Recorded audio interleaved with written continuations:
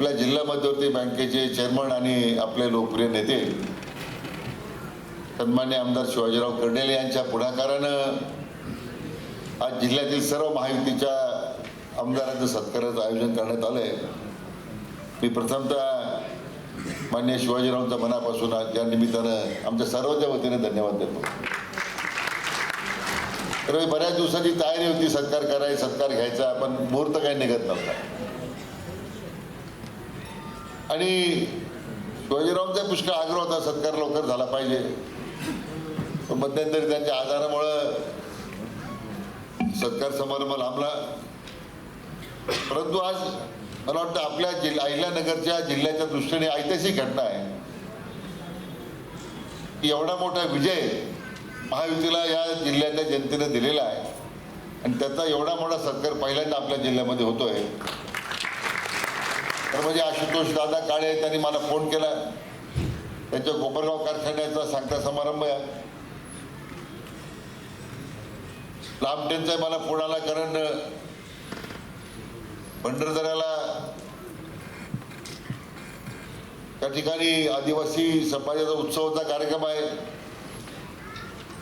महिला बाल कल्याण विभागाच्या मंत्री आदिती तटकरे अकोल्याला आलेल्या आहेत, त्यामुळे आज जरी ते दोन्ही आमदार गैरहजर असले परंतु त्यांच्या काही अडचणीमुळे ते गैरहजर राहिले, परंतु एवढ्या मोठ्या प्रमाणामध्ये आज सर्व महायुतीचे आमदार या ठिकाणी उपस्थित आहेत। आपल्या जिल्ह्याच्या जनतेनं विधानसभेमध्ये जो कौल दिला, मला वाटतं तो न भूषो न भविष्यती अशा प्रकारचा निर्णय जिल्ह्याच्या जनतेने, निकाल जिल्ह्याच्या जनतेने महायुतीला दिलेला आहे। आणि म्हणून पहिल्यांदा मी या ऐतिहासिक विजयाबद्दल आपल्या देशाचे लाडके प्रधानमंत्री, विश्वनेते आदरणीय प्रधानमंत्री नरेंद्र मोदी साहेबांना मनापासून त्यांना धन्यवाद देतो।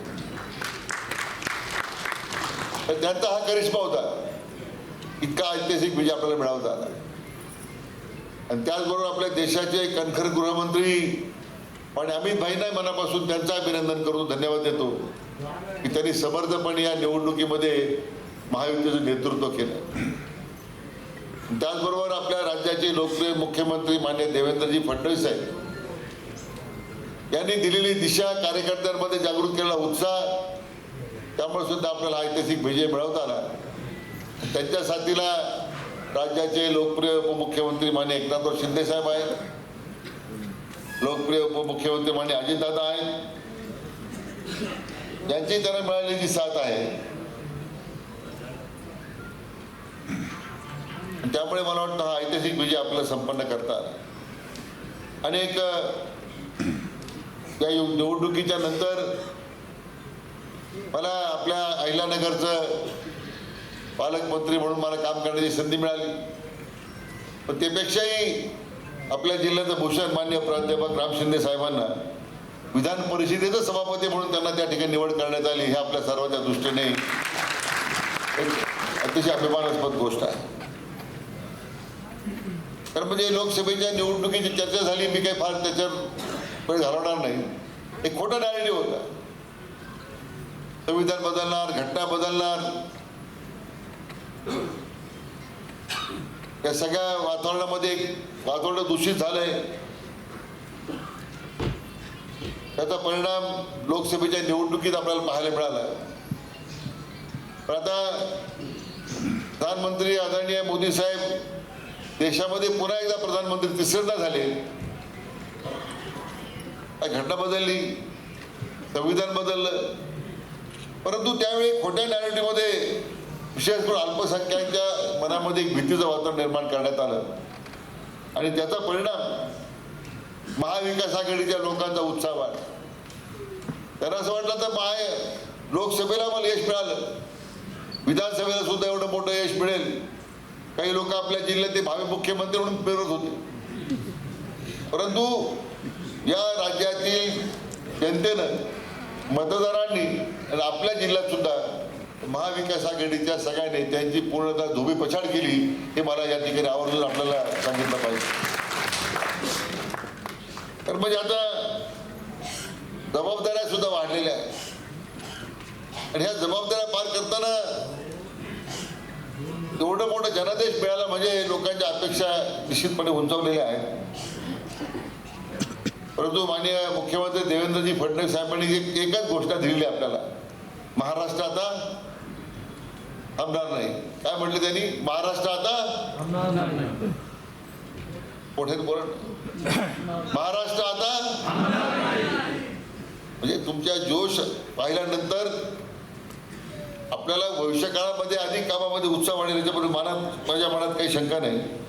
परंतु हे सगळं करताना आपल्या जिल्ह्यामध्ये सुद्धा एक मोठं काम आपल्याला करायचं आहे.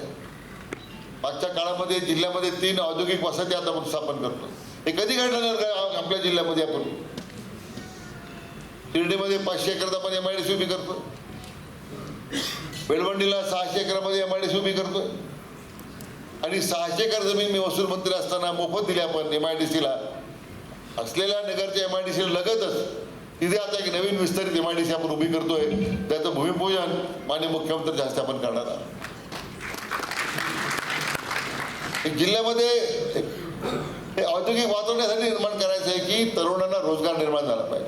आणि माझी अपेक्षा आहे की या तिन्ही औद्योगिक वसाहती जर उभ्या राहिल्या तर किमान 10,000 तरुणांना आपल्या जिल्ह्यात रोजगार मिळेल अशा प्रकारचं लक्ष आपण ठेवलेलं आहे. दुर्दैवानं आजच्या जिल्ह्याच्या औद्योगिक वसाहतीमध्ये भीतीचं दहशतीचं वातावरण आहे. खंडी बाजार गोळा झालेले आहे.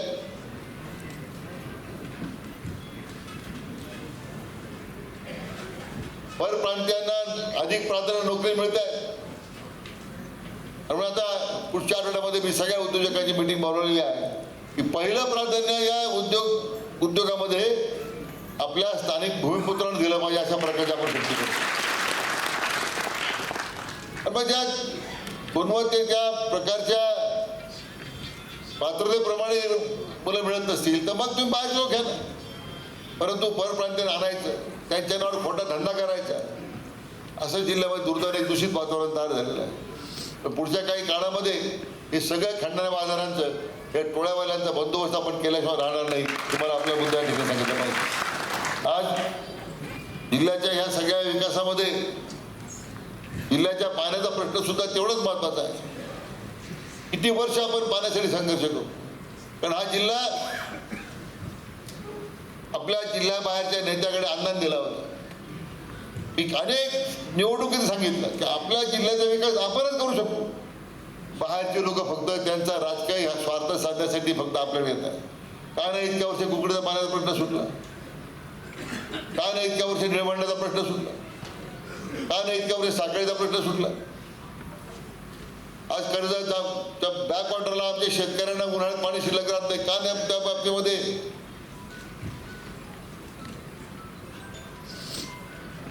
जिल्ह्यातल्या लोकांनी पुढाकार घेतला? फक्त जिल्ह्यामध्ये झुंजी लावून द्यायचे. म्हणून आता निर्णय आता त्यांनी काय पाप केला आपण सोडून देऊ 2 मिनिट. पण आता प्राधान्यानं डॉक्टर सुजयनी जो प्रयत्न केला साखळीच्या योजनेच्या संबंधामध्ये, त्यावेळी अनेक लोकांनी त्याच्यावर भाषणं केली, काही लोकांनी त्याच्यामध्ये टिंगलटावळ्या केल्या. आपण त्याला बळी पडलो काही लोक. पण आता साखळ्याच्या योजनेची मी आता कालच मंजुरी दिली त्याला आणि पुढच्या 2 महिन्यामध्ये भूमिपूजनाला मी येणार आहे. तुम्हाला या ठिकाणी मुद्दाम सांगतो. पण ज्यांनी या साखळ्याच्या प्रश्नामध्ये राजकारण केलं आणि टिंगलटावळ्या केल्या, त्याचा बंदोबस्त तुम्हाला करावा लागेल ही तुम्हाला या निमित्तानं माझी विनंती आहे. मी परवा कार्यक्रमाला आलो तुमच्या भागामध्ये. कोणत्या गावात करू? देवळवाशी. त्या मतदारसंघातून जिल्हा परिषदेला महायुतीचा उमेदवार निवडून दिला पाहिजे हे तुम्ही मला दिलेला शब्द आहे. देणार का? त्यावेळी सापडले पाहिजे तुम्ही.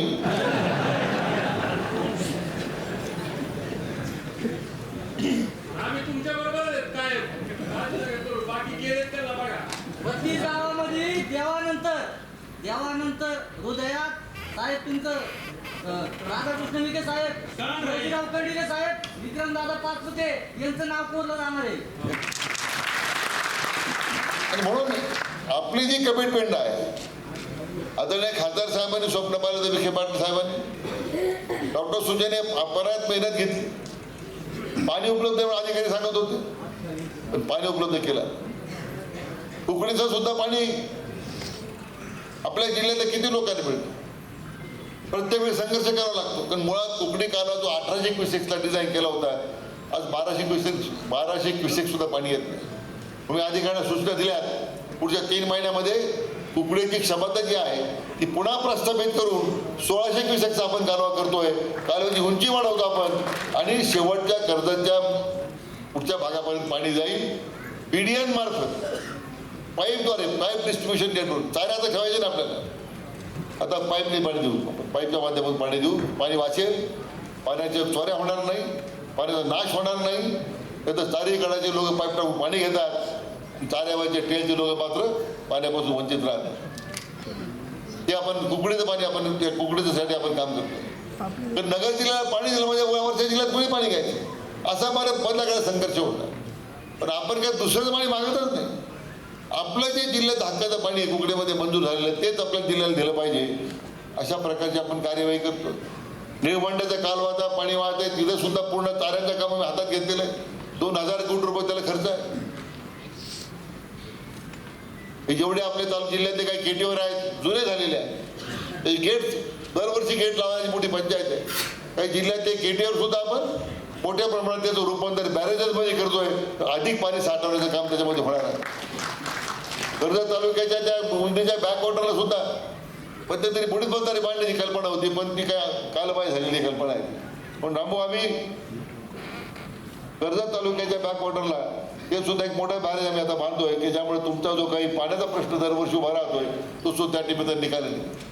व्यापक विचार केला जातो.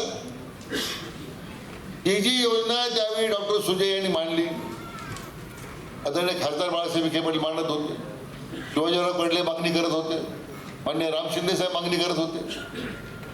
तिथं आमच्या मोनिकाताईंनी ताजनापूर संदर्भात प्रश्न मांडलेला आहे. जुनी ताजनापूर योजना आता काय झालं तर त्यालाच माहिती आहे, परंतु जुन्या ताजनापूर योजनेचं पुन्हा रूपांतर करून ती नव्याने कशी आपल्याला चालवता येईल या दृष्टीने आपण कार्यवाही करतोय. आणि नवीन ताजनापूरचा दुसरा टप्पा त्यांनी जी मागणी केलेली आहे त्याला सुद्धा आता तत्वता मान्यता देऊन त्या कामाला सुद्धा आपण सुरुवात करू. आणि प्रामुख्याने पश्चिम वाहिन्याचं जे पाणी आहे, पश्चिम वाहिन्याचं पाणी ही आदरणीय खासदार बाळासाहेब विखे पाटील आणि आदरणीय गणपतराव देशमुख यांनी पाणी परिषदेमध्ये जो प्रश्न मांडला होता की गोदावरी खोऱ्यामध्ये दुष्काळी खोऱ्यात पाणी आलं पाहिजे, 65 TMC पाणी आलं पाहिजे, त्याचं आता सर्वेक्षण सुरू झालं. सुदैवाने मला एक खातं आदरणीय मोदी साहेबांनी, मान्य अमित भाईंनी आणि आमचे नेते देवेंद्रजींनी माझ्याकडे जबाबदारी दिली. हे 65 TMC पाणी पुढच्या 5 वर्षामध्ये गोदावरी खोऱ्यामध्ये आणल्याशिवाय स्वस्त बसणार नाही, ही आमची भूमिका आहे. 40,000 50,000 कोटी रुपये खर्च येईल. आज नाबार्ड पुढे आहेत, अन्य वित्त संस्था पुढे येत आहेत. आमचा त्या दृष्टीने प्रयत्न आहे की लवकर लवकर सर्वे करून या सगळ्या दुष्काळी भागाला पाणी मिळालं पाहिजे. हा जो प्रादेशिक वाद जो आहे मराठवाडा नगर नाशिक तो संपला पाहिजे. सगळे शेतकरी सगळ्याच मराठवाड्यामधला काय वरच्या भागातला काय तो शेतकरी आपणच आहे ना, पण हा प्रादेशिक वाद संपला पाहिजे, दुष्काळी खोऱ्यामध्ये पाणी आलं पाहिजे. ही सगळी भूमिका मनामध्ये ठेवून आम्ही सगळी या ठिकाणी आता कामाला लागलेलो आहोत. आणि म्हणून जिल्ह्याचा मी म्हटल्याप्रमाणे औद्योगिक विकास असेल, जलसंबंधाच्या राहिलेल्या योजना पूर्ण करायच्या असतील आणि त्याचबरोबर या सगळ्या दुष्काळी भागाला पाणी देताना आमच्या शेतकऱ्यांच्या जीवनामध्ये एक नवा आशय निर्माण करण्याचा प्रयत्न असेल, त्या दृष्टीने आम्ही आता सगळे प्रयत्न करतोय. जिल्ह्याच्या पर्यटन विकासाकरता आता आपण पुढाकार घेतलेला आहे. आज ज्या ज्ञानेश्वरी ज्या निवासाला लिहिली गेलेली आहे त्या 30-35 हजार गावांमध्ये महाराष्ट्रात पारायण होतं, त्या ज्ञानेश्वरी बंदराची काय अवस्था आहे. तिथे आता आपण 450 कोटी रुपये खर्च करून ज्ञानेश्वर सृष्टी उभा करण्याचा आता आपण निर्णय केलेला आहे. पूर्ण चित्र बदललं आपण. ते ध्यान मंदिर असेल, ज्ञानपीठ असेल, त्या ठिकाणी एक प्रसन्नाचा त्या ज्ञानेश्वरीची पैस थांबायला लिहून टिकून ज्ञानेश्वरी महाराजांनी लिहिली आहे त्याचं पूर्णतः आपण बदल करतो. पण त्यामुळे पर्यटन वाढेल. अहिल्याबाई होळकरांचं स्मारक उभं राहिलं पाहिजे, आपल्या अनेक वर्षाची मागणी आहे. त्यासाठी जो आम्ही 550 कोटी रुपयाचा आराखडा पण तयार केला की पुण्यश्लोक अहिल्या देवीचं स्मारक आपल्या जिल्ह्याचं भूषण होतं त्यासाठी आपण आता पुढाकार घेतो. आणि सुधारणा राम शिंदे साहेब सहभागी झाले, त्यांची मोठी मदत या कामासाठी निश्चितपणे होणार आहे. एक चांगलं स्मारक आपण उभं करू याच्याबद्दल माझ्या मनात संधी नाही. आणि म्हणून आजच्या या सत्काराच्या निमित्तानं मला एवढीच आपल्याला या निमित्तानं सांगायचं आहे की तुम्ही जे विश्वास आमच्यावर दिलेला आहे, की मंत्री होत राहतात, पालकमंत्री आता सुधारणा आपल्या सगळ्यांच्या आशीर्वादाने मला मिळालंय. शिंदे साहेब सभापती झालेत. ही काही पदं शोभेची पदं नाही आहे, याच्यावर जबाबदारी आलेल्या आहे आणि त्या निश्चितपणे जबाबदारी आम्ही पूर्ण केल्याशिवाय राहणार नाही अशा प्रकारची खात्री मी आपल्या सर्वांना देतो. शिवाजीराव, आम्हाला एकच विनंती जिल्हा बँकेच्या माध्यमातून करायची आहे की जिल्हा बँकेचं हे पीक कर्ज 30,000 रुपये जे आहे ते आता वाढून 40,000 केलं पाहिजे अशी माझ्या निमित्त आपल्याला विनंती आहे. आणि पशुपालनासाठी आपण जे देणारं कर्ज आहे ते 1 लाख रुपये देतो मला आपण ते 2 लाखापर्यंत करा अशी माझी आपल्याला विनंती आहे. तर दुधाचं क्षेत्र आता दिवसेंदिवस वाढत चाललेलं आहे. आपल्या नेतृत्वाखाली शिवाजीरावांची बँक मला वाटतं चेअरमन ऑफ द इयर त्यांना जो अवॉर्ड मिळाला आहे. आपल्या जिल्हा बँकेच्या इतिहासामध्ये इतका लोकाभिमुख चेअरमन मी कधी पाहिला नाही. शिवाजीराव, तुमचं मनापासून काय ठीक आहे. आपल्याला सगळ्यांना घेऊन जावं लागतं. शिवाजीरावला माहिती आहे कोणा खांद्यावर घ्यायचं कोणा डोक्यावर घ्यायचं ते बरोबर चाललंय त्यांचं. पण मी फार सावध राहतो कधी आपला कार्यक्रम होऊ नये म्हणून मी शिवाजीराव पण ते खराच माणूस आहे. शिवाजीरावांचं नेतृत्व जिल्हा बँकेला मिळालं, जिल्ह्याला चांगलं मिळालं. फक्त भविष्याकाळात आमच्या कारखान्याकडे लक्ष राहू एवढी विनंती आहे. पुन्हा एकदा सर्व नवनिर्वाचित आमदार महोदयांचं, मान्य सभापती राम शिंदे साहेबांचं मी पुन्हा एकदा मनापासून अभिनंदन करतो आणि तुमच्या सर्व जनता जनार्दनाला धन्यवाद देतो. हे जे यश मिळालेलं आहे यशाचे खरं शिल्पकार तुम्ही बसणारी मंडळी आहात. तुम्हाला सुद्धा नमस्कार करतो आणि थांबतो. जय हिंद.